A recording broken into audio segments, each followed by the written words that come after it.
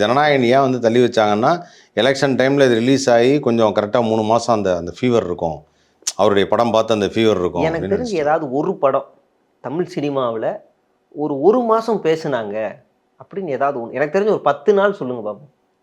இருக்கு போன வருஷம் அந்த அமரன்லாம் நல்லா நிறையா அமரன், பேசும். ஜெய் பீம், வருத்தப்படாத வழிபர் சங்கம், அமரன் இதெல்லாம் 100 நாட்கள் ஓடிய படம். குடும்பஸ்தன், அது பேசும் காந்தா. பொருளாவே பெரிய தாக்கத்தை ஏற்பட்டுச்சா சமூகத்தில்? அரசியல் படங்கள், அரசியல் படங்கள் இல்லை. எந்த விஜயகாந்தோட கடைசி படம் ஏதாவது பெரிய தாக்கத்தை ஏற்படுச்சா?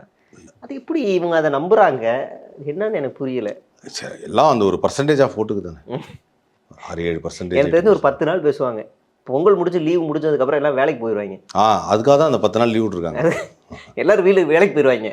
திரும்ப மறுபடியும் அந்த படம் என்னைக்கு ஓடிடியில் வருது அன்னைக்கு ஒரு 2 நாள் ஒரு 4-5 ரீல்ஸ் வரும், அவ்வளோதான். அதுக்கப்புறம் மறுபடியும் எல்லாரும் வேலைக்கு போயிடுவாங்க. ஒரே போட்டி தான் சேனல் முன்னில். அது ஜி5ல அதோட ஆடியோ லான்ச், இந்த பக்கம் சன் டிவியில் வந்து பராசக்தி